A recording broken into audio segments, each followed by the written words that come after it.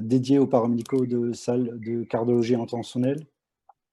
Donc, comme vous le savez, on est tous frappés par la pandémie du Covid-19 et l'idée était de se réunir autour d'une table interactive de ce webinaire pour discuter de la prise en charge de nos patients afin d'optimiser nos process, d'être protégés au maximum et de ne pas propager le virus une fois que le job est terminé. Donc, j'ai le plaisir d'accueillir, de saluer Vincent Clerc, qui est un rugbyman que tout le monde connaît ici en France en tout cas. Et j'ai le plaisir d'avoir son parrainage. Merci Vincent d'être avec nous ce soir pour ce webinaire. Je te laisse introduire en fait cette session qui est dédiée au personnel soignant des hôpitaux en France, mais aussi partout dans le monde. Et je te laisse la parole avant qu'on ouvre les débats. Bon, bah, bonsoir Hervé et merci de m'avoir invité, de m'avoir permis essentiellement de vous remercier, hein. Moi, je suis du monde du sport évidemment. C'est pas le milieu médical, mais moi, ma femme est dans le milieu médical, donc je tenais vraiment à vous remercier parce que je sais combien c'est des périodes difficiles pour vous parce que tout est nouveau. Vous avez un devoir de performance comme dans le sport qui est quotidien. Et puis là, il y a plein de choses qui se rajoutent autour de vous, des nouveaux paramètres, des nouvelles choses à prendre en compte qui se rajoutent de jour en jour avec de nouvelles contraintes. Et je sais combien c'est difficile avec des situations plus ou moins compliquées. Moi, je suis plutôt à Toulouse et on a été un peu plus épargné que toi, par exemple, Hervé. Mais voilà, c'est un boulot qui est énorme. Vous êtes en train d'échanger aussi dans le monde entier et ça, je trouve que c'est génial. Nous, on l'a vécu à petite échelle dans le sport et on s'est inspiré de ce que pouvaient faire les uns les autres. Et je crois qu'on a beaucoup à apprendre au quotidien les uns des autres. Et ce que vous vous apprêtez à faire à travers cet échange mondial, et ben, j'espère que vous pourrez en tirer du positif et vous améliorer chaque jour. En tout cas, moi, je tenais vraiment à introduire cette session en juste vous remerciant, en vous demandant de tenir bon parce que je sais que c'est aussi épuisant physiquement et nerveusement. Mais on a tellement besoin de vous. Donc voilà, nous, à notre niveau, on fait ce qu'on peut pour vous soutenir. Mais voilà, merci infiniment. Je vous souhaite une belle session, de prendre voilà du plaisir à échanger malgré tout, malgré le contexte, et que vous en tirez plein de choses positives. Merci Vincent. En plus, tu es du côté de Toulouse et c'est un peu le clin d'œil parce que je sais que nous, du côté de Colmar, on vous a envoyé beaucoup de patients qu'on a pu ainsi Exactement. décharger. On l'a joué, en fait, c'est comme dans le rugby, on l'a joué collectif, hein. Tu sais Et que c'est ouais, pas, c'est ça aussi, en c'est fait. ça, et cette période, elle permet de créer des liens et de la solidarité qu'on n'aurait peut-être pas soupçonné il y a quelques temps, et de mettre des moyens en œuvre qui paraissaient difficiles il y a quelques mois et qui, par la force de choses, ont été obligatoires. Et c'est vrai que ces liens qui se sont créés dans la France entière, puis on l'a vu à travers d'autres pays, puisqu'on a échangé aussi avec d'autres pays. C'est à la fois difficile, anxiogène et difficile à vivre, mais en même temps, on retrouve plein de choses et de valeurs peut-être qu'on avait un peu perdu dans la société, qu'on est en train de remettre au goût du jour, de valoriser aussi certains métiers, dont les vôtres, qui étaient peut-être sous-valorisés. Et j'espère surtout qu'on ne perdra pas la mémoire après cette période. Ok, Vincent. Je sais, on va te laisser parce que je sais que tu as un anniversaire à fêter. Donc, au nom de tous les participants, euh, on te souhaite un bon anniversaire. On espère te retrouver sur le terrain, sur d'autres occasions. Je sais que ça va, c'est pas pour tout de suite, mais ça va revenir. Ça va prendre un peu de Il y aura temps, des mais jours meilleurs. Et voilà, merci à toi en tout cas. merci Et à vous je surtout. vais donc pouvoir ouvrir la session avec une introduction. Donc, comme vous le savez, la pandémie a frappé tout le monde, aussi bien sûr dans notre pays que partout. Alors, c'est vrai que ça date de fin décembre avec l'apparition des symptômes chez un habitant dans la province de Hubei en Chine. C'était fin décembre. L'Organisation mondiale de la santé a donc été informée de cette pneumonie de cause inconnue, quelque chose de nouveau. Et ce coronavirus, quelque chose de nouveau, a donc été baptisé Covid-19 le 11 février dernier. Depuis, ce virus a beaucoup voyagé et maintenant il est présent sur 5 continents, 195 pays qui sont atteints. Et vous voyez sur la cartographie que j'ai prise hier, vous voyez en rouge l'impact du virus par rapport à toute la planète. C'est quand même quelque chose de dramatique, c'est 250 000 morts, c'est plus de 3 500 000 personnes contaminées. Et bien sûr, c'était en France, mais ça va, vous le verrez tout au long de ce webinaire, ça va au-delà de nos frontières. Ça a touché tout le monde. Il a fallu se réorganiser avec des patients qui étaient infectés, qui sont arrivés d'un coup très, très rapidement en nombre. Il a fallu se réorganiser, ouvrir des services spécifiques pour cette nouvelle maladie. Et du coup, comment on allait s'organiser? Vous verrez qu'en général, on a dû déprogrammer toutes les activités qui n'étaient pas urgentes. Et du coup, nous, notre cœur de métier, la cardiologie intentionnelle, a été impacté. Et donc, il a fallu complètement revoir tout ça, rédiger des nouveaux protocoles, organiser son cath lab et organiser un circuit bien défini maintenant pour les patients. Et on s'est appuyé évidemment sur les sociétés savantes. On a repris très vite les guidelines, les recommandations, aussi bien nationales en France, mais dans tous les pays ça a été fait, l'ESC, l'ACC aux États-Unis, etc.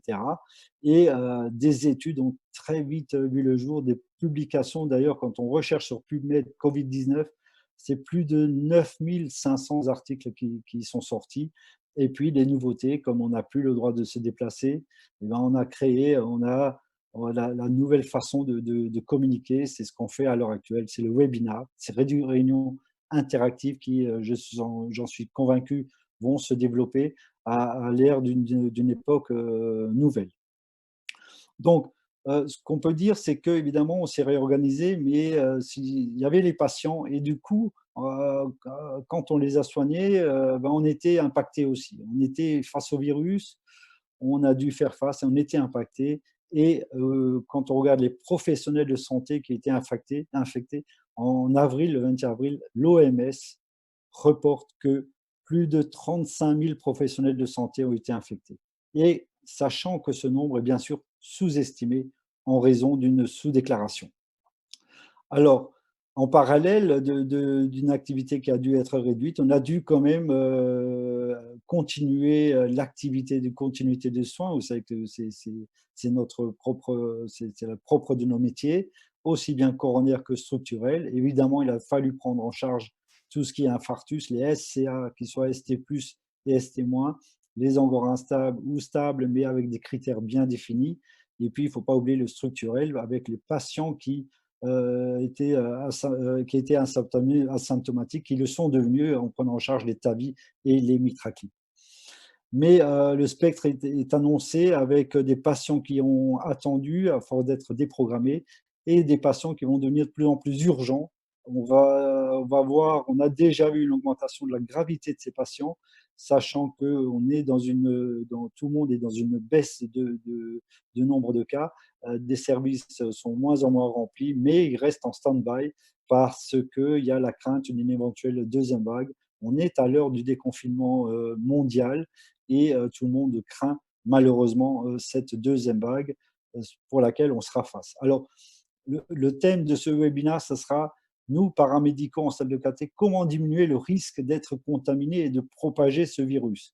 Vous voyez la salle de caté, il y a des virus un peu partout, on le sait, et il va falloir se réorganiser. Quel circuit du patient a été retenu aussi bien chez nous, en France, mais qu'est-ce qu'il en est au Canada, qu'est-ce qu'il en est au Liban, au Portugal, qu'est-ce qu'il en est en Belgique. Tout ceci est certainement fort intéressant à savoir.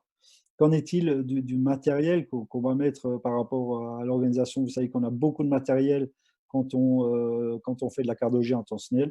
Se pose aussi le problème de l'air dans les salles, on va y revenir. Et maintenant, pour le personnel paramédical, quelle protection, aussi bien pour le personnel paramédical que pour le patient, faut-il adopter pour leur prise en charge? Alors, je me suis entouré de collègues que je connais très bien, qui viennent un peu de partout et qui vont nous expliquer leur situation, aussi bien en France, aussi bien en Portugal, en Belgique, au Canada, en Suisse, au Liban. Je suis vraiment ravi de partager ce webinaire avec eux. Je laisse tout de suite la parole à Monique Lespèce qui travaille dans le bassin parisien, à Créteil exactement, pour en fait nous raconter sa vie, sa vie actuelle et comment elle a réussi à se réorganiser pour la prise en charge de ce Covid-19 dans ton hôpital. Monique Lespèce, Merci. je te laisse Je suis la prête, parole. oui. Donc, le diaporama va apparaître où? Donc, merci Hervé de m'avoir invité à cette expérience qui est toute nouvelle pour moi. Donc, j'espère que la vidéo va passer, qu'il n'y aura pas de problème de son, pas de panne électrique. Donc, pardon. Attendez, parce que j'ai des petits soucis de... Voilà, je suis revenue. C'est bon. Alors, donc la première, voilà. Donc sur cette première diapo, vous voyez qu'il y a la situation en France avec un nombre de cas qui a été quand même relativement exponentiel. Donc c'est sur le premier diagramme. Ça a commencé quand même très très tôt et très très vite ça a augmenté. Sur la deuxième diagramme, vous avez le nombre de cas par jour. Donc là, avec une moyenne, enfin, on voit le bout du tunnel parce qu'on s'aperçoit quand même qu'il y a une décroissance. Vous avez la courbe des décès qui est très intéressante aussi parce qu'en fait, elle suit tout à fait l'évolution du presque le nombre de cas. C'est la même courbe et on en a eu quand même beaucoup en France. Et le quatrième diagramme est très intéressant parce que c'est le nombre de patients hospitalisés en réanimation. Et en fait, les deux flèches rouges vous montrent normalement le capacitaire théorique en France qui est de 5000 lits de réa. Et vous voyez que ça a été très très vite atteint avant la fin mars et qu'on commence simplement à voir le bout du tunnel là fin avril. Le nombre de décès que vous avez aussi de noter, ça n'inclut pas les EHPAD car on a eu les chiffres très tardivement. Mais globalement, sur un chiffre total de décès, les EHPAD représentaient environ 35%. Diapo suivant. Ça marche, moi, mon mec. Ah. La situation en France, donc par rapport à l'Île-de-France et au Grand Est, donc on peut voir en fait que ce sont ces deux régions, comme tu l'as dit Hervé, très touchées. Il y a eu un gradient nord-sud et est-ouest. Donc les deux plus grosses régions qui ont été touchées ont été le Grand Est d'abord, l'Île-de-France, dans un moindre, la Bourgogne-Franche-Comté un petit peu moins. Et on voit que finalement, nous, par rapport à la situation du Grand Est, on a très très vite suivi le pas au Grand Est, où le nombre de patients hospitalisés a très très vite augmenté et le nombre de décès également. Sur le dernier diagramme, le nombre de patients en réanimation. Donc en fait, là, la flèche verte, c'est capacitaire pour le Grand Est qui a réussi à diminuer enfin, là, les chiffres sont au 1er mai. Par contre, l'Île-de-France est toujours en zone critique puisqu'on n'a toujours pas atteint notre situation capacitaire de 1200 lits. On est toujours un peu au-dessus. On était lundi encore à 1500, plus de 1550 lits de réa occupés en Île-de-France. Et il a fallu quand même augmenter ce capacitaire. Et chez nous, d'ailleurs, on a augmenté de plus de la moitié nos lits de réa, qui a été une gageure parce que c'était très difficile dans la mesure où il a fallu augmenter le nombre de personnel et réorganiser complètement l'hôpital. Diapo suivante. Donc, l'organisation à Henri Mondor. Donc, en fait, il a fallu, dès le 14 mars, à l'annonce du président de la République, le plan blanc a été déclenché. Donc, tout simplement pour voir un petit peu les lits de réa, pour réorganiser le personnel et essayer d'un petit peu d'augmenter nos capacités. Et on a eu une réduction drastique de l'hospitalisation conventionnelle et de l'activité programmée, qu'elle soit chirurgicale ou médicale. On a diminué de plus de 50% avec une mise à disposition des ressources humaines, médicales et paramédicales dans tous les étages, puisque nous, du coup, on a libéré une salle complète sur nos 4 salles et le personnel a été en renfort sur les réa purs, c'est-à-dire vraiment les intubés ventilés. On a une réduction importante aussi de la demande de prise en charge cardiologique non importante. Nous-mêmes, on a annulé des patients, mais les patients se sont de toute façon eux-mêmes annulés parce qu'ils ne voulaient pas venir à l'hôpital de crainte d'attraper le coronavirus. On a fermé les consultations et on a mis en place des téléconsultations. Donc la prise en charge sur le Covid-19, nous en tant que cardiologie, eh bien, notre unité de lit de 24 lits d'USIC, on a mis 8 puis 12 lits à l'USIC à la disposition donc pour les Covid-19 pour prendre en charge les patients pour des VMI, les patients qui étaient en pré-réa, donc qui étaient vraiment très très mal.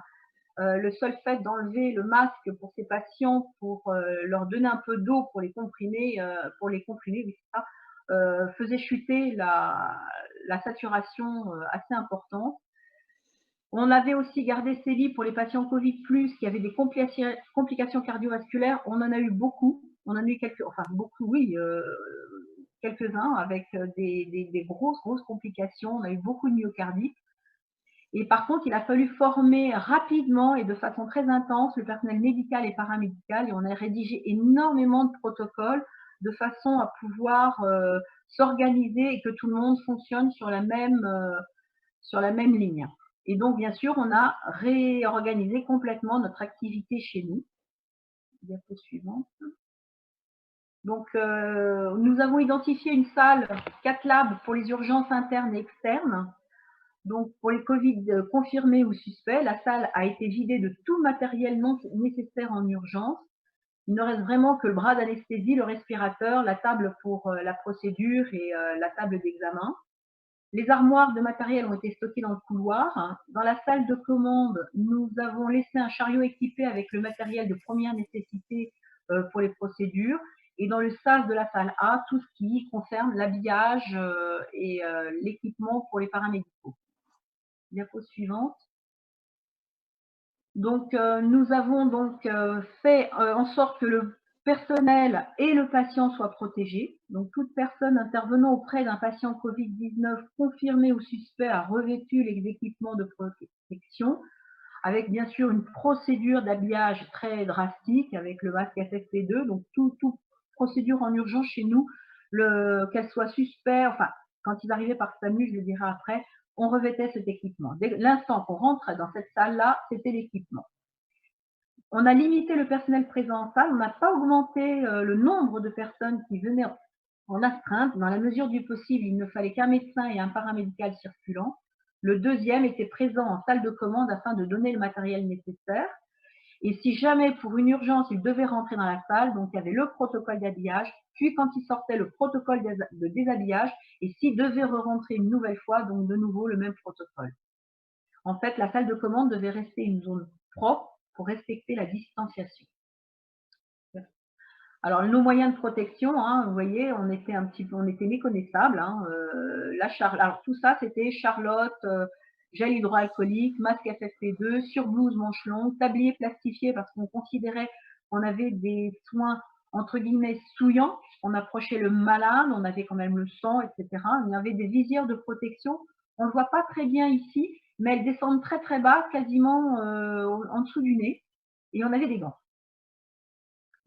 Diapo suivant. Donc le circuit des patients, qu'ils soient Covid+ ou versus Covid-.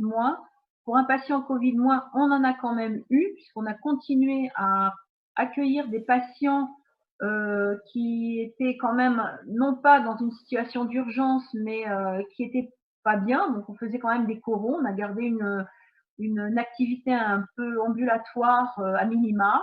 Et pareil, on faisait aussi des TAVI, on a fait quelques-uns. Et donc, tout patient portait un masque chirurgical ainsi que le personnel. Donc là, lui, il suivait un circuit standard. Par contre, les patients qui étaient Covid+ ou suspects, donc là, le personnel revêtait toujours les équipements de protection. Et tout patient qui était pris en charge avait un masque chirurgical. S'il venait d'une unité de l'hôpital, il était acheminé par le brancardage qui lui aussi était équipé de masque FFP2. Et si le patient arrivait par SAMU ou des ambulances en externe, on en a quand même eu aussi, on est en partenariat avec des hôpitaux qui n'ont pas de service de coro. Le patient était directement acheminé en salle d'examen et durant l'examen, les portes restent fermées.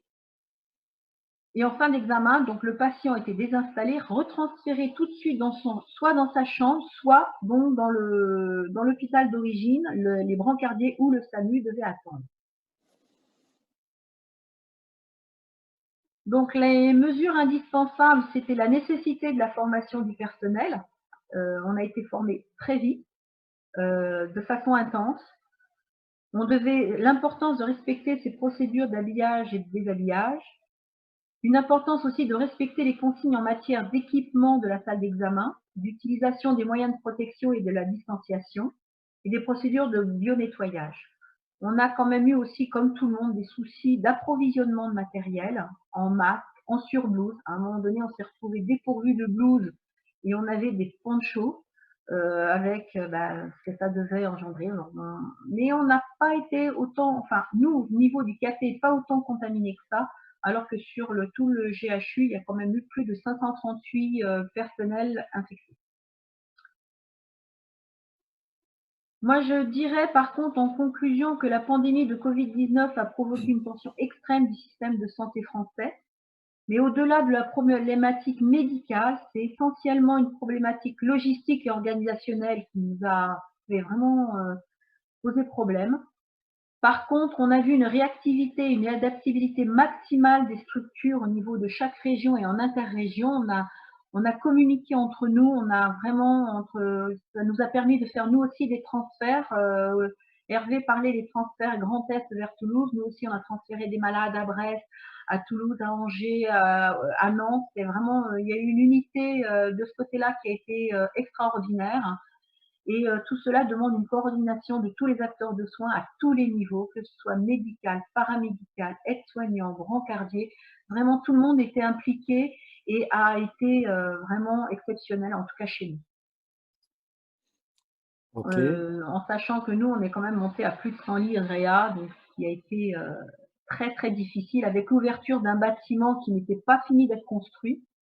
Il a fallu le finir en 4e vitesse et grâce à des dons, on a eu plus de 50 respirateurs qui sont arrivés chez nous et qui nous a permis d'ouvrir ce bâtiment et d'augmenter à plus de 100 lits nos lits de réa.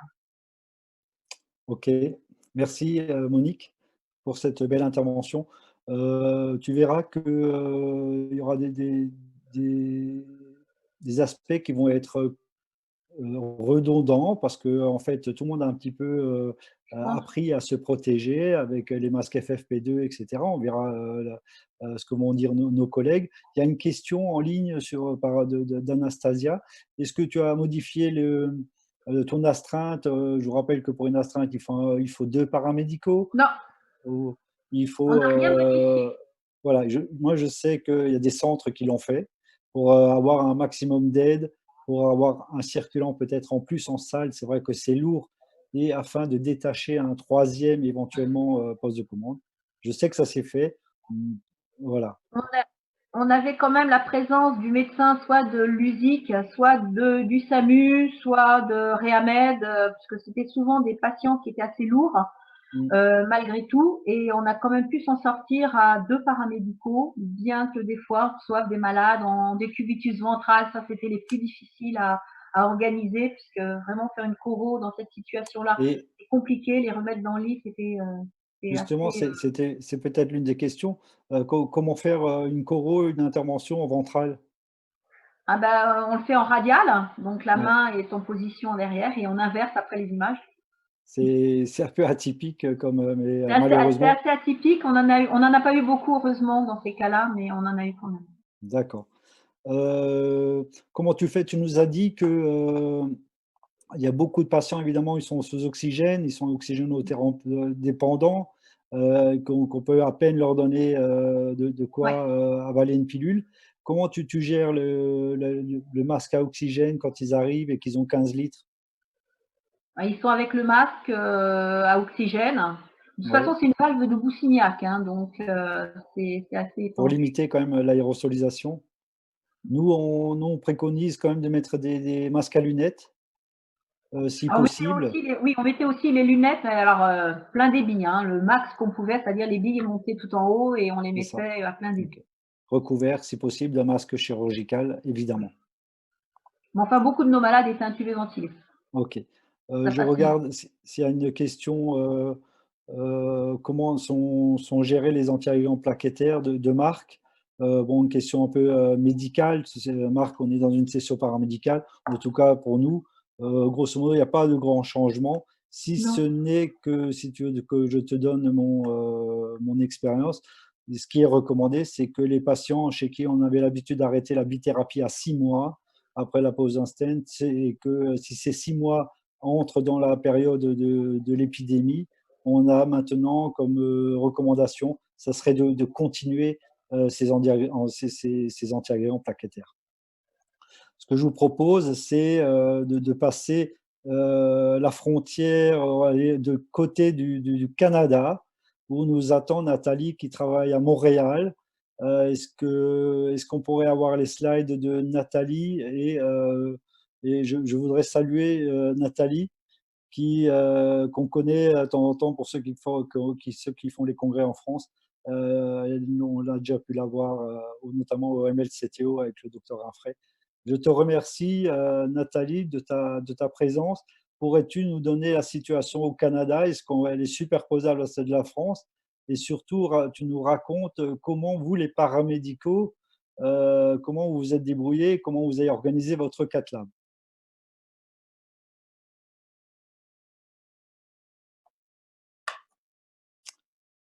Il faut que tu remettes le son. Et là, est-ce qu'il Voilà, marche? c'est Ah, bon. désolée. Je vais faire mon meilleur français, comme à l'habitude. Vous m'excuserez. Alors, mon nom est Nathalie. Je travaille à l'université, au Centre universitaire de santé McGill à Montréal. Et je vais vous faire un peu de résumé de la situation du Canada et surtout du Québec en particulier. Et merci beaucoup pour l'invitation, Hervé. C'est gentil. Ah, bon. Oups, ça a passé vite. OK. Bon, ici, dans le fond, je vous ai fait un petit graphique de la situation dans le temps avec tout ce qui s'est passé au Québec. Alors, le 27 février, ça a été notre premier cas qu'on a eu. Ensuite de ça, le 13 mars, nous, on a déclaré l'urgence sanitaire. Ensuite de ça, le 18 mars, on a fermé toute la frontière canado-américaine et on a aussi augmenté le dépistage au Québec, donc on faisait plus de tests. Et c'est là qu'on peut voir que mes lignes bleues augmentent dans le temps. Et ensuite de ça, on avait déjà fermé le 15 mars tous les lieux publics et on avait commencé la distanciation physique aussi. Et ensuite de ça, nous, on a déjà Attendez un instant, je n'arrive pas à voir mon chiffre. Le 20 avril, on a recommencé à faire la construction résidentielle et il y a un très grand pic ici de patients. C'est parce qu'on avait essayé un nouveau test détecté par la salive, mais il s'avérait qu'il donnait plusieurs faux positifs. Alors, c'est peut-être ça qui a fait qu'il y avait eu plus de cas cette journée-là. Mais sinon, c'est quand même pas si pire. Ensuite de ça, la stratégie au Québec. Dans le fond, le premier ministre et le ministre de la Santé du Québec ont établi 4 niveaux d'intervention pour les hôpitaux du Québec. Voici le plan pour la grande région de Montréal. Alors, le niveau 1, tous les patients COVID positifs vont aller à l'hôpital général juif de Montréal. Et quand celui-ci sera à 50 de sa capacité de COVID, on va passer au deuxième niveau. Le deuxième niveau, c'était nous, le Centre de santé universitaire de santé McGill. On allait commencer à prendre les patients COVID positifs et quand on aurait atteint 50 de notre capacité, on allait passer au troisième niveau. Et le troisième niveau, c'était le centre hospitalier de l'Université de Montréal qui va prendre tous les patients COVID. Et tous les autres centres, 1, 2 et 3, vont commencer à prendre les patients des hôpitaux extérieurs de l'île de Montréal afin de désengorger des centres un peu moins gros. Et ensuite de ça, le niveau 4, tous les hôpitaux de Montréal allaient faire du COVID. Cependant, jusqu'à présent, on n'a jamais atteint le niveau 4. On avait aussi un aréna dans l'ouest de l'île de Montréal qui avait été aménagé avec des tentes pour accommoder une plus grande capacité de patients si nécessaire. Mais comme on avait fait la fermeture des régions du Québec, ça a permis d'aplatir la courbe du nombre de cas. Donc, on ne s'est pas rendu là.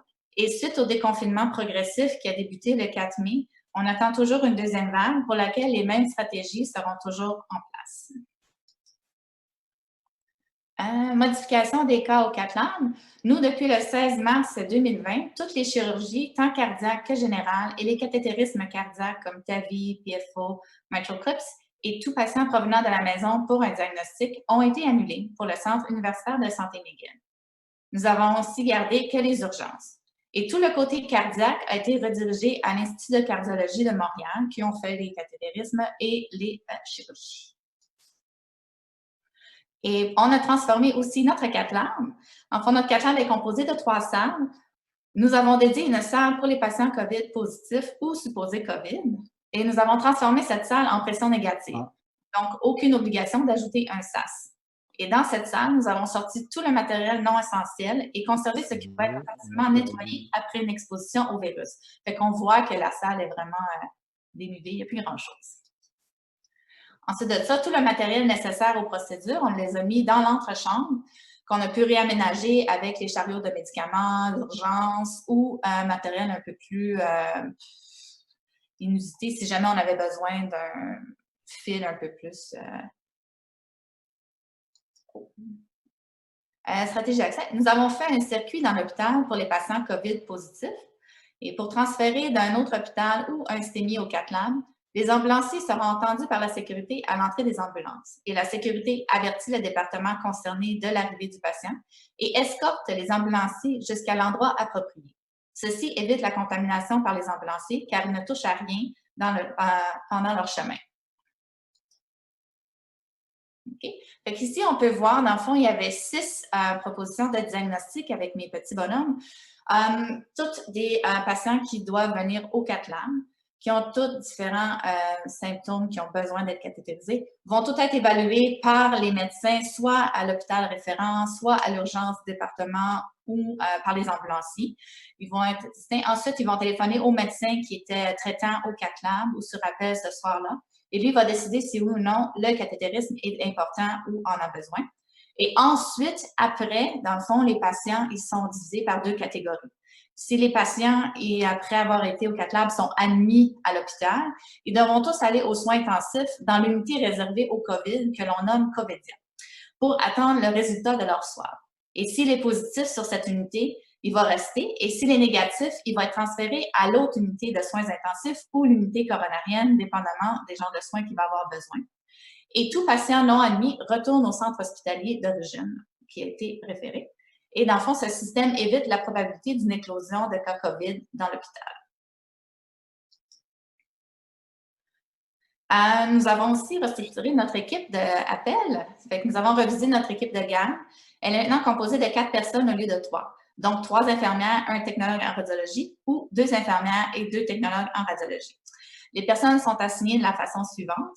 On a une infirmière qui est brossée à la table et qui assiste le médecin, une infirmière qui circule en salle et donne le matériel demandé par le médecin, et une personne à l'extérieur, qui peut être soit une infirmière ou un technologue, va devenir le bonheur. Dans le fond, il va aller chercher l'équipement qu'un équipement dans notre salle. Et le technologue en radiologie qui s'occupe des rayons X. Ensuite de ça, dans les 2 prochaines diapositives, on a comme fait un algorithme pour savoir quelle salle qu'on allait utiliser pendant notre garde et qu'on appelle ça des PPE qu'on allait, dans le fond, s'habiller. Fait que la première, c'est pour savoir si le patient a des symptômes COVID ou non. Donc, savoir si on allait utiliser la chambre COVID à pression négative ou la chambre de garde régulière. Et l'autre salle, dans le fond, selon ses symptômes, on allait voir et on allait pouvoir s'habiller et décider quel type de masque on devait porter, la visière, quel type de jaquette avec le niveau de protection 1, 2, 3 ou 4, et ainsi que des gants. Ensuite de ça, j'ai mis quelques statistiques. Dans le fond, j'ai présenté une carte du Canada et on voit bien que le Québec, c'est elle qui en a le plus de cas. Et on peut voir un peu plus bas, on voit une carte du Québec avec différentes régions et on voit vraiment que c'est la région de Montréal qui a le plus grand nombre de cas. Fait qu'avec des statistiques jusqu'à aujourd'hui, nous, on a un total de 34 327 cas. Fait qu'on a à peu près 2500 décès, 1800 en hospitalisation et 213 aux soins intensifs. Et ensuite de ça, j'ai trouvé ça intéressant de comparer les 3 grandes villes, Paris, New York et Montréal. Donc, on voit bien qu'on est dans, on a fait aplatir notre courbe, mais on continue à la faire augmenter quand même un peu. Et au dernier développement, vu qu'au Québec, la majorité de nos cas nous proviennent d'éclosions dans les CHSLD, qui sont des centres d'hébergement et de soins de longue durée de la région de Montréal, ainsi que des éclosions dans certains hôpitaux de Montréal. Et grâce à l'aplatissement de la courbe, nous reste des lits et des équipements pour nous permettre d'accepter des cas provenant des CHSLD. De cette façon, nous allégeons la charge de ces centres qui ont des équipes plus limitées. Et pour le moment, aucun patient n'a de restrictions sur les soins possibles. Toutefois, les patients transférés des centres sont en grande partie des personnes âgées qui ont un niveau de réanimation 4, soit aucune réanimation.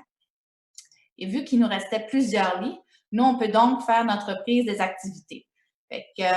On va commencer à faire des chirurgies pour les patients atteints du cancer. On va aussi recommencer nos chirurgies cardiaques, qui sont 2 chirurgies cardiaques par jour, 3 fois par semaine.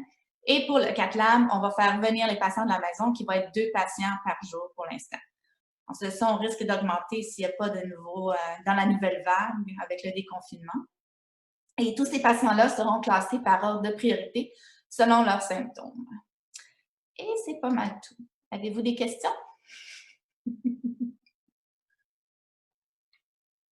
Alors, je vais activer mon microphone.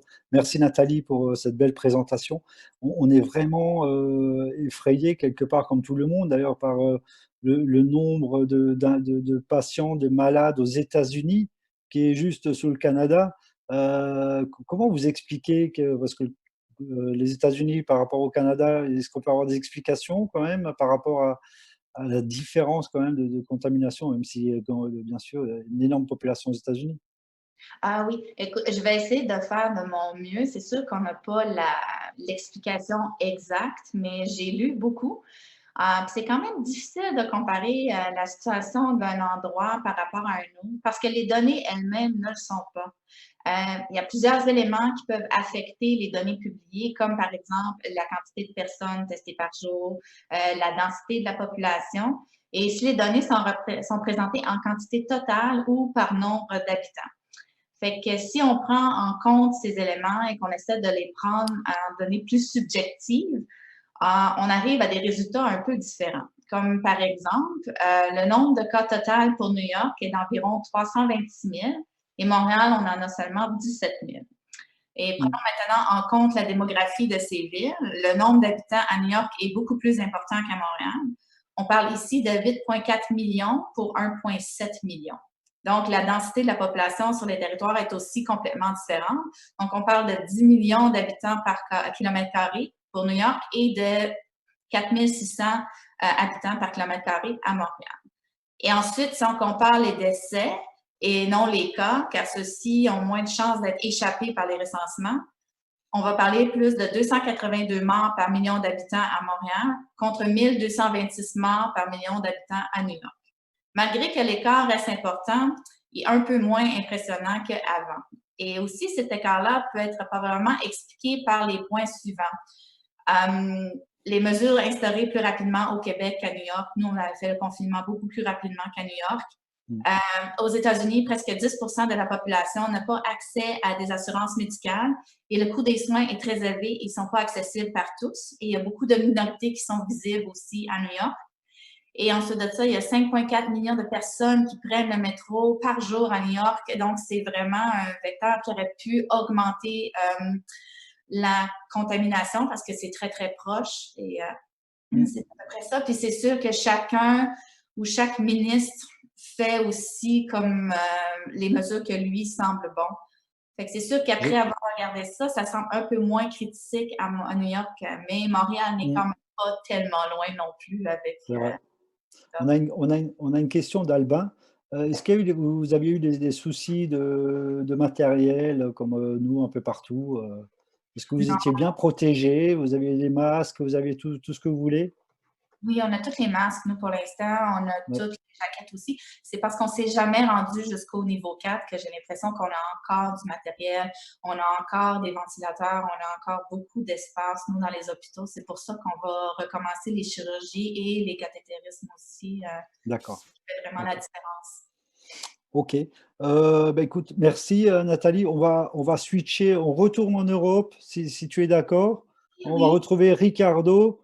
Pour ceux qui ne connaissent pas, Ricardo Esteves travaille à Lisbonne et c'est vrai que lui aussi il a un pays frontalier qui a été très touché avec l'Espagne. Comment est la situation au Portugal? Ricardo, bonsoir, merci d'être avec nous. on va être indulgent avec ton accent. Je sais que tu fais le maximum pour parler français, mais tu as déjà relevé le challenge et je sais que tu vas pouvoir me faire partager ton expérience. Merci Hervé pour l'invitation et m'excuse pour mon mauvais français. Je suis un technicien cardiopulmonaire et perfusionniste à Lisbonne et je vois passer l'expérience de Portugal.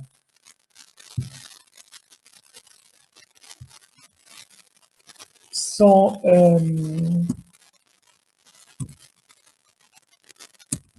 qu'est-ce qui se passe?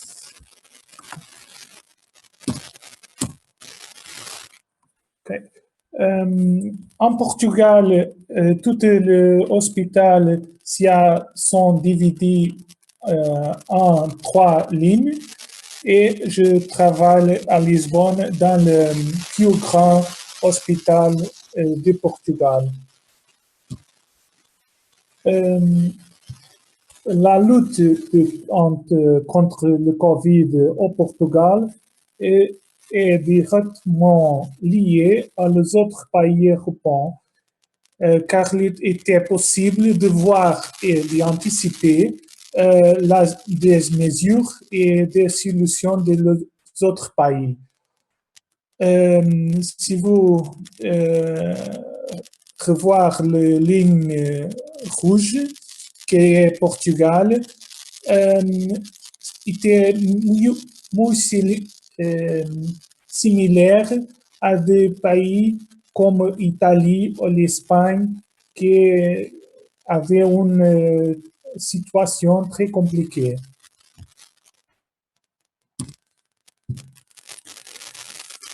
La situation portugaise n'est pas homogène. La majorité des patients c'est en nord et notre cas non sont très grands et nous avons une courbe décroissante et l'évolution de nouveaux cas.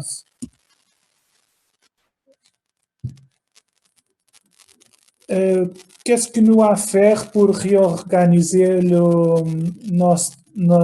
notre service?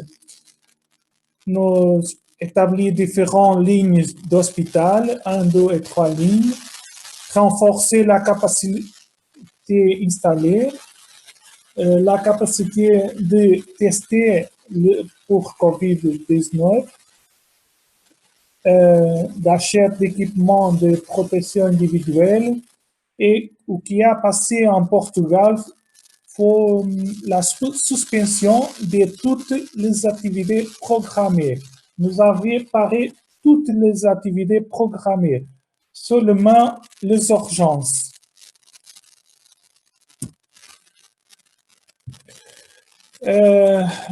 Notre objectif pour réduire le risque de contamination des patients et des personnels, nous avons une rotation des équipes sans chevauchement de personnel, nous réorganisation des espaces hospitaliers et de laboratoires de tourisme avec les zones COVID et les zones non-COVID et création de règles et procédures spécifiques pour COVID.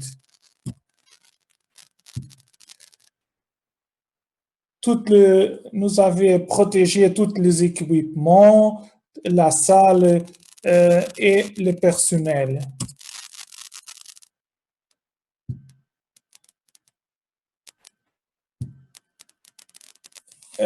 Tous les patients doivent passer un test de COVID et dans le cas négatif, les performances sont les mêmes qu'en France. Le masque pour le patient et le masque pour le professionnel. les patients sans test sont traités comme COVID positif. Et toute la parole, toute l'épi est utilisée. Seulement cette semaine, nous avons empêché à initier ou redémarcher l'activité planifiée. Nous avons testé tous les patients électifs pour COVID-19. Nous, on va monter de 2 circuits, COVID et non COVID, et continuer la règle de patients sans test négatif égal à patients infectés.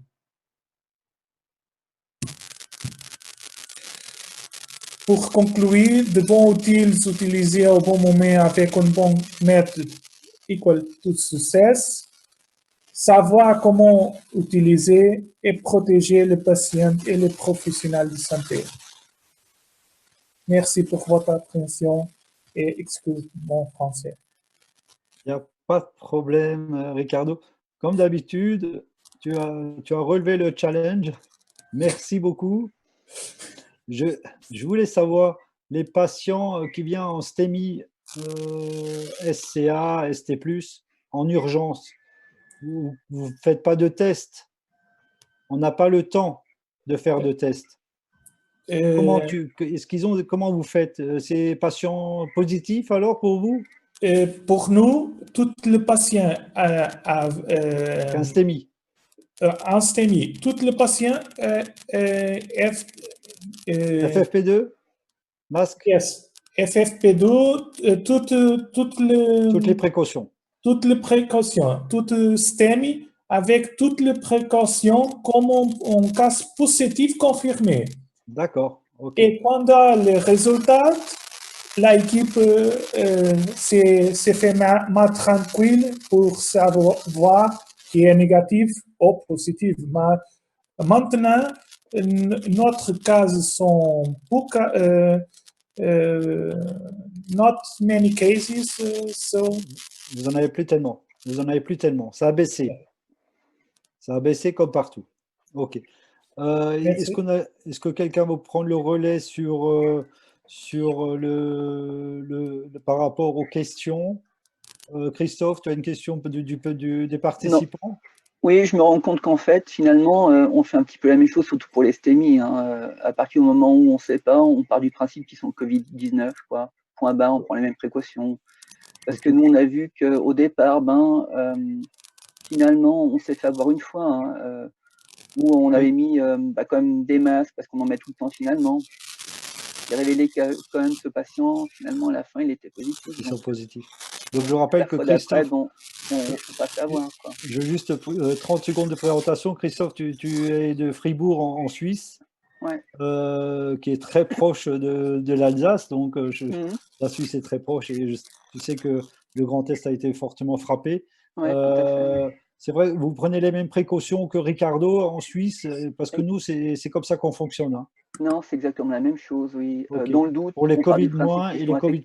Bien sûr, ouais. D'accord. Ouais, tout à fait. Un masque chirurgical pour tous les patients, je pense que ça, c'est la base. La base. Il faut que plus aucun patient ne rentre sans masque. C'est clair, ça, c'est un minimum. On faisait déjà pour d'autres patients, mais là, disons, on n'a pas tellement le choix, quoi. Et puis nous, qu'on soit derrière la console ou pas, on a un masque de toute manière. D'accord. Donc voilà, ça c'est vraiment une base, je pense, on n'a pas tellement de choix pour ça. Les patients en Suisse sont aussi testés très rapidement ou...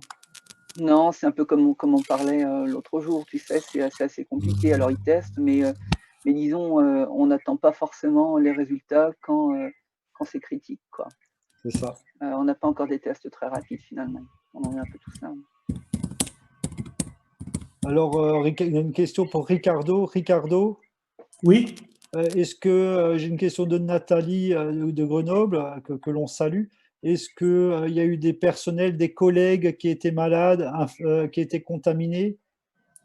Non. Non, oui. Notre personnel Oui. il est not malade. Tout il est bien et la Particularité? there is Dis-le, okay. I translate. I will translate. Okay, there is no contamination in our staff. Only one nurse give positive, but he was contaminated outside of the hospital. Ok. So c'est un commentaire qu'on a déjà eu des participants, Ricardo. Ricardo qui dit qu'il n'a pas eu de personnel atteint dans son équipe, dans son staff. Par contre, il a une infirmière qui a été positive, mais apparemment la contamination, d'ailleurs on a lu ça déjà par rapport à l'un des participants, la contamination venait ailleurs. Souvent on est plus protégé au boulot, il faut bien le dire, que par rapport à la vie extérieure. Merci Ricardo. On va partir un peu plus loin. On va aller beaucoup plus loin. C'est au Liban qu'on va aller. J'ai le plaisir de retrouver Tony Yazbek. Est-ce que Tony est avec nous? Oui, oui. Tu nous entends? Oui, oui, je vous entends. Oui, oui. Ok, merci Tony d'être avec nous. Très bien. La parole est à toi. Tu nous dis comment ça s'est passé l'organisation au Liban. Je sais que vous n'êtes pas beaucoup touchés. Mais même si vous n'êtes pas beaucoup touché, est-ce que vous prenez les mêmes précautions? Oui, oui, oui. On a pris comme vous le savez, ici au Liban, dès la déclaration de la pandémie, le Liban était parmi les premiers pays qui ont travaillé sérieusement pour les mesures de prévention pendant que d'autres pays avaient des matchs de foot et des élections également.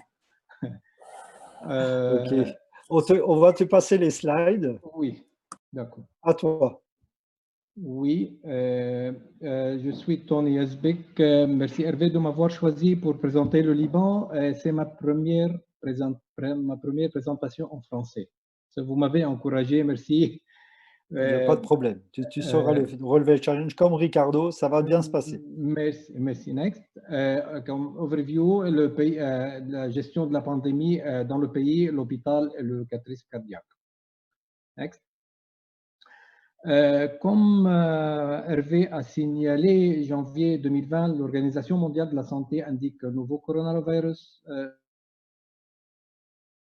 sur Wuhan. Et en mars 2020, est en pandémie.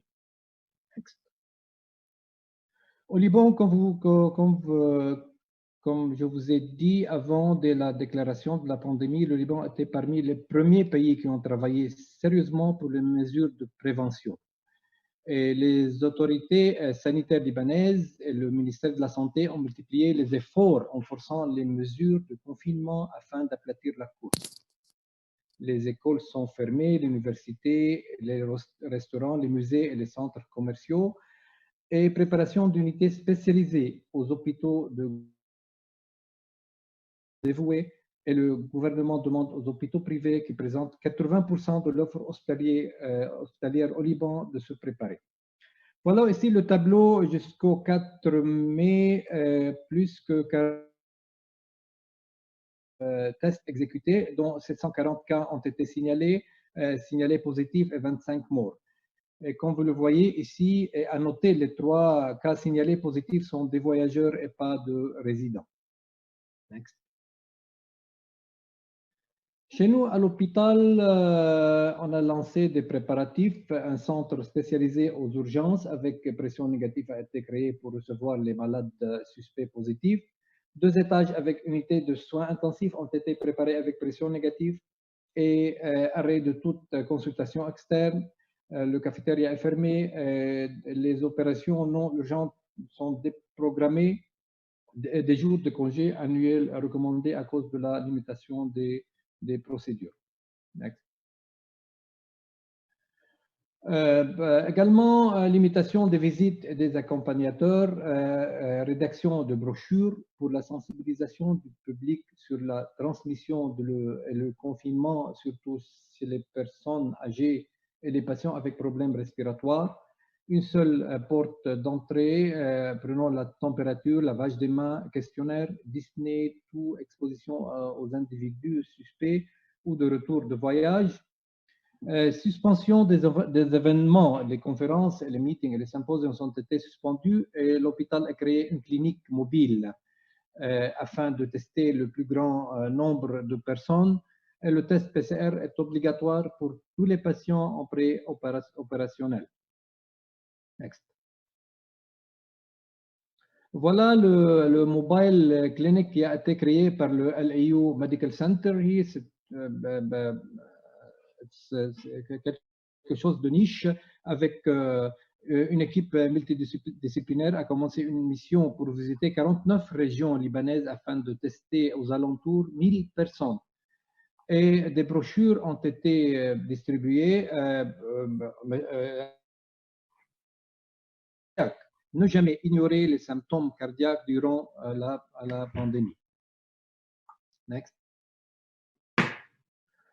Au catrice cardiaque, il est de laboratoire de catrice ont des systèmes d'aération, la pression normale ou bien ne sont pas négatifs et ne sont pas conçus pour l'isolement et la prise en charge des patients risques infectieux. Une salle de procédure a été désignée pour les patients positifs. Le staff a été divisé en 2 shifts afin de diminuer le risque de contagion et protection maximale pour éviter l'exposition du personnel avec les PPI et des protocoles pour le diagnostic, le triage, l'isolement et la prise en charge des patients COVID-19 ont été développés et diffusés. Next. Également, à cause de l'expérience limitée concernant l'isolement de l'utilisation de protection nécessaire, des formations ciblées ont été données pour le port, le retrait, l'habillage, le déshabillage de PPI. Et les médecins exerçant dans d'autres hôpitaux ont été déprogrammés et tous les patients doivent porter un masque chirurgical. Next. Ici, conduite à tenir avec les malades, les syndromes coronariens aigus avec sus-décalage, les malades de STEMI. Ici, on a suivi les recommandations de l'ACC, de l'American College of Cardiology. On a envisagé une thrombolyse pour les patients positifs stables. Intervention avec mesures de protection de personnel soignant sans attendre les résultats du diagnostic viral, des blouses, des bonnets, des gants, des lunettes, des masques N95. Next, please. Et avec les syndromes coronariens sans les non-STEMI, chez les patients instables, la conduite à tenir est identique à celle de STEMI. Et si le patient suspect d'être Covid+, un test diagnostic PCR doit être réalisé avant toute prise en charge. Mais si le patient est positif, il est recommandé d'envisager en première intention une prise en charge médicale non invasive et la durée d'hospitalisation doit être la plus courte possible. Et ici, il y avait un rôle pour le télémédecine, un rôle capital de la télémédecine pour le suivi chez les patients stables. Et pour l'intubation et la réanimation cardiopulmonaire, ce geste entraîne un risque de sécrétion respiratoire. De préférence, l'intubation doit être faite à l'arrivée du cath lab. Next. Un grand merci. Et merci pour votre attention. Merci Ricardo. C'est Tony. Merci Tony, excuse-moi. Écoute, vous testez quand même beaucoup de personnes. Nous, on a quand même des soucis avec ces tests qui souvent sont des faux positifs ou c'est négatif alors qu'on a vraiment, on suspecte vraiment qu'il soit positif. Dans ce cas-là, tu nous as dit que vous refaites les tests alors ou... Oui, on refait les tests. D'accord. S'il y a de soucis et s'il y a quelque chose de souci, on refait le test et parfois on fait un troisième test. Et ici, à noter qu'on n'a pas eu un problème de manque de PCR ici et des PPI au niveau de l'hôpital ou bien au niveau de pays. D'accord. Vous faites le scanner thoracique ou pas? Nous, c'est ce qu'on fait beaucoup. Hein. Ici, non, on ne fait pas de scanner. D'accord. Vous faites les tests? On fait les tests. Oui, on fait le PCR et puis le CT scan. Oui, oui, bah, c'est vrai qu'il y a Nadège qui réagit par rapport à ça. C'est vrai que le scanner se fait après le STEMI. On n'a pas le temps de tester les patients. C'est ça le problème aussi, c'est qu'on n'a pas toujours le temps. Les STEMI, les STA, ST+, il faut les mettre sur table, il faut les dilater. Et le problème, c'est comment se protéger. Et vous, au Liban, vous faites comme si c'était un Covid+. On est d'accord? Oui, oui, d'accord. Oui, on Ok, fait ça ça, marche. certainement. Ok, on est déjà pris, on est déjà un peu pris par le timing. On va encore en Belgique chez John. John, est-ce que Merci. tu es parmi nous? Merci Oui, Tony encore pour je ton suis là. intervention. Merci Hervé, merci. Reste en ligne, peut-être qu'on aura encore des questions pour toi. John, Oui. bonsoir. Bonsoir. Tu connais parfaitement la situation en Belgique. J'ai fait un Est-ce peu que le tour. tu as fait bien, tu connais, tu es la personne que j'ai choisie pour ce webinaire. Explique-nous en quelques minutes la situation, comment vous êtes organisé. Et après, je vais quand même te demander pourquoi, c'est ce qu'on lit en tout cas dans les médias, la mortalité est si importante aussi en Belgique par rapport aux autres pays en Europe. Oui, Merci. donc À toi. globalement, au niveau de la situation en Belgique, je vais essayer d'aller au plus vite pour gagner le temps. Donc moi, je viens de Liège, je travaille depuis 20 ans en salle de caté, depuis 5 ans à Liège. Je fais aussi partie d'une association qui s'appelle ASPECAF, et donc je vais pu faire un peu le tour de tout le monde. Alors les slides, ça ne passe pas. Next slide. Donc la situation coronavirus, on peut avancer jusqu'à ce que toutes les puces apparaissent. En Belgique, elle a démarré le 4 février, donc on a démarré déjà il y a longtemps. On a progressivement atteint plus de 5000 cas, et comme tu l'as dit Hervé, on a plus de 50 000 cas et plus de 8400 décès, ce qui fait qu'on est le pays avec le plus haut taux rapport cas fatalité par rapport au niveau mondial. On est pourtant en phase de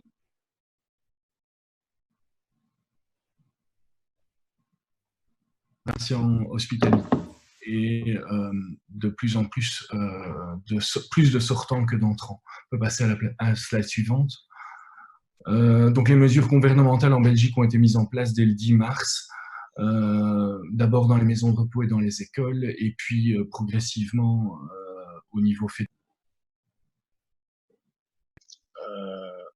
Je vois que j'espère que vous m'entendez, parce que je vois que j'ai des problèmes de son. Là, c'est mieux. Là, c'est mieux. On ne t'entend plus, mais ça va revenir, je ne suis pas inquiet. Dès le 18 mars en Belgique, et on est actuellement déjà en phase de déconfinement. Le déconfinement a commencé ce lundi, progressivement d'abord dans les entreprises et puis progressivement dans les commerces et dans les écoles à la fin de mai. L'activité hospitalière est prévue qu'elle va redémarrer incessamment sous peu. Chez nous, on n'a pas encore redémarré. On peut passer à la slide suivante. Donc simplement, en Belgique, on a plus de cath labs que la moyenne européenne, mais en termes de lits hospitaliers, avec 117 hôpitaux, on est dans le même nombre, dans la même moyenne européenne. On a 5,6 lits par 1000 habitants, tandis qu'en France, il y en a 6, en Allemagne, il y en a 8. Donc on est relativement dans la moyenne, il y a juste une différence au niveau des cath labs. Au niveau des mesures, chez nous, on peut passer à la slide suivante. On peut passer à celle-là aussi. Donc ça, c'est simplement pour dire qu'au niveau de l'ASPECAF, j'ai pris un peu le pli. Il n'y a pas de grosse différence de territoire chez nous, donc c'est relatif, ça varie. Il y a 3 provinces qui sont moins impactées que les autres, mais globalement, l'activité hospitalière est arrêtée partout, et on est en plan d'urgence partout, c'est-à-dire sans activité. On peut passer à la slide suivante. Au cath lab, ça veut dire arrêt de l'activité programmée, avec libération des lits. On peut afficher toutes les puces, pardon. Avec libération des lits, et on ne garde que les urgences, STEMI, stroke. Tous les patients portent un masque chirurgical d'emblée et la protection du personnel, c'est la même que celle que mes collègues ont évoquée. Elle diffère en fonction du statut du patient, statut qu'on connaît en fonction ou qu'on ne connaît pas.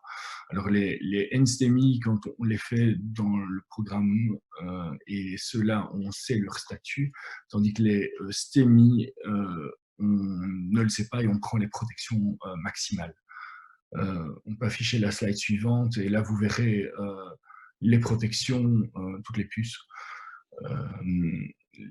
toutes les protections qu'on prend. Je ne vais pas revenir dessus parce que c'est globalement la même chose que tout ce que mes collègues ont dit. La petite chose sur laquelle j'aimerais parler, c'est au niveau de notre Cath Lab à Liège, c'est qu'on a dû faire face, en plus de la crise du coronavirus, au déménagement de notre hôpital. C'est sur la slide suivante. Donc en fait, c'était un déménagement qui était programmé et qui devait arriver au mois de mars. Donc pour nous, on a dû faire face à travailler dans un service qu'on ne connaissait pas, avec une équipe qui était réduite d'un tiers parce qu'il y avait des personnes qui étaient réquisitionnées pour aller travailler aux soins intensifs et en urgence. Donc avec toute la formation a été difficile à mettre en place, notamment formation par rapport aux nouvelles salles, mais aussi formation par rapport aux procédures Covid. On peut passer à la dernière slide, qui est celle de la conclusion. Donc la Belgique est à 3 mois de son premier cas, est le premier au niveau mondial dans le rapport cas fatalité. Au niveau du Cath Lab, ça a demandé une activité habituelle qui a été suspendue, une protection et une organisation particulière. Alors, l'avenir, on va en parler tous ensemble. Je ne sais pas de quoi est l'avenir. Si quelqu'un a une boule de cristal, on aimerait bien savoir comment va s'organiser la reprise de l'activité et quand est-ce qu'on va pouvoir reprendre l'activité, comment est-ce qu'on va avoir une deuxième vague, est-ce que je vais pouvoir partir en vacances et quand. Voilà. Sur ce, je vous remercie tous et on va pouvoir passer aux questions. Merci, merci John pour cette belle intervention. Tu étais parfaitement dans le timing. Je voudrais rebondir par rapport, c'est vrai que Caroline de Marseille nous a écrit déjà 2 ou 3 fois, revient sur la position du scanner, qu'on en fait énormément. D'ailleurs, des manipulateurs, des technologues en Belgique, comme tu dis, sont partis du Cath Lab pour aller dans l'imagerie. Tous ces infirmières qui sont partis à droite à gauche dans les unités de service pour donner un coup de main aux collègues. C'est vrai que le scan a beaucoup évolué. Vous, en Belgique, vous en faites énormément. Vous faites des tests et après, éventuellement, un scan. Alors, on a eu un gros souci parce qu'au niveau national, on a moins de tests et on a eu des gros problèmes de tests. Donc, le scanner a pris une place prépondérante en hospitalisation. Les STEMI, on n'a pas le temps de les tester au scan avant. Chez nous, dans notre Cath Lab, on a également toute une activité de stroke et donc ceux-là passent sur les poumons en même temps après être passés sur le cerveau, donc ça c'est facile. Les non-STEMI, c'est en fonction des symptômes qu'on décide de faire un scan ou pas. L'activité chez nous au scanner, il y a un scanner qui est entièrement dédié Covid. Et donc mes collègues technologues ont vraiment réorganisé leur façon de travailler, c'est-à-dire qu'il y a des gens qui sont en permanence dans le scan, habillés un peu comme nous au Cath Lab, et qui passent leur temps entre chaque patient à renettoyer tout le scan. Il y a un technologue qui reste à la console de l'autre côté, et donc il y a vraiment une séparation entre la partie scanner et la partie technologue. Merci John. Est-ce qu'on a encore une question? J'aurais voulu rebondir éventuellement avec Monique. Je ne sais pas, Monique, tu es encore parmi nous? Monique, si tu veux bien répondre Oui. éventuellement. Oui, Monique, je voulais savoir avec toi, parce que je sais que la question ne s'est pas trop posée en Belgique avec John. Comment tu as organisé la pression en salle? On en a beaucoup parlé. Est-ce que tu peux nous expliquer l'importance de reverser éventuellement la pression en salle? Alors, nous, au tout début, qu'on a dédié notre salle Covid, on l'avait mise en pression négative et on est revenu en arrière et on l'a mise en pression standard après. Oui. Pourquoi vous êtes revenu en arrière? Parce que certaines études montraient que ça ne représentait peut-être pas autant d'intérêt et un bon nettoyage et une bonne aération étaient largement suffisants. D'accord. D'autant que je parle notamment au nom de, je ne sais pas si vous voyez encore, si. Je parle au nom de mon centre, parce que c'est parfois pas, c'est pas toujours évident de pouvoir basculer les pressions des airs. Nous, ce qu'on a fait, c'est on renouvelle l'air 100%, 10 minutes avant, 10 minutes après la désinfection. On a tout un protocole et c'est un peu compliqué d'appeler toujours le service technique, etc. Donc, nous, on fait un renouvellement d'air continu, 100%, toute la journée, le week-end, etc., le temps de la pandémie. Le temps qu'on en a en tout cas besoin. C'est peut-être un conseil que je peux vous proposer. En tout cas, prenez contact avec vos services techniques pour mettre au point ou en route un protocole par rapport à l'air, à la pression d'air dans vos salles. Est-ce qu'on a encore une question? Christophe, est-ce que tu as vu passer une question dans le panel? Parce qu'on va bientôt arriver sur la fin. Je regardais, c'était vraiment ça, le scan qui est revenu beaucoup. Et puis, oui. Alors, est-ce qu'on a augmenté est-ce que voilà une histoire aussi de personnel qui a été augmenté? On a vu avec Tony, on aurait pu en reparler, mais le retour de la fibrinolyse dans leur pays. Donc, nous c'est l'angioplastique primaire prime, j'allais dire, par rapport à la fibrinolyse. Donc, par rapport à ça, et une question par rapport à notamment aux en plaquettaires qu'avait posé Marc tout à l'heure. Donc, je vais finir cette session et conclure pour vous remercier tous et toutes de votre participation. La pandémie n'est pas finie, tout le monde est à l'heure du déconfinement. C'est vrai que on pense déjà que tout ça c'est derrière nous alors que ça ne l'est pas. Il faut rester absolument prudent. C'est un piège de tous les instants, pour tous vos examens. Il se pose la question de comment vous allez vous protéger quand arrive un infarctus et que vous allez le mettre sur la table, comment vous allez vous protéger. Est-ce que vous avez tous les moyens pour vous protéger? Ça, c'est très important d'avoir la dotation en conséquence. Et puis, j'espère évidemment, on croise que tout ceci va s'arrêter, que les programmes vont redémarrer, qu'on va vivre un petit peu comme avant, mais on sait d'ores et déjà que ça ne sera plus comme avant. Et ce que je voulais vous dire, c'est que peut-être qu'on va se réunir dans quelques jours, dans quelques semaines, lorsque l'activité aura repris. Et ce qui sera intéressant de savoir, c'est comment on va gérer ces patients, comment on va gérer le programme. Est-ce qu'il faut tester tous ces patients? Est-ce qu'il faut garder 2 circuits? Je pense que oui, mais ça va être compliqué quand même avec des coraux qui vont commencer à se programmer parce que les patients attendent. On n'a plus le temps pour certains patients d'attendre. On a besoin de leur proposer le cathétérisme et de leur proposer une angioplastie si nécessaire pour pouvoir les sauver. C'est la même chose pour les TAVI, pour les mitracliques, tout le structurel qu'on aura besoin. Donc, et ce qui fait que notre rôle n'est pas terminé. Plus que jamais, on a un rôle prépondérant, on est en première ligne et vraiment le message, c'est de se propager, de ne pas propager le virus, de se protéger au maximum pour ne pas être contaminé. Je vous remercie tous et toutes de votre participation. Merci à tout le panel depuis le Canada, le Liban, le Portugal. Je vous remercie d'avoir été parmi les nôtres. Vincent Clerc, en ouverture, nous a donné son soutien à toute la population paramédicale et médicale qui font face. Nous espérons nous revoir pour un prochain webinaire. Je vous souhaite à tous et à tous une bonne continuation. Prenez soin de vous et je vous dis à bientôt. Au revoir. Merci. Merci. Au revoir. Merci, au revoir. Au revoir. Au revoir. Au revoir tout le monde. Merci.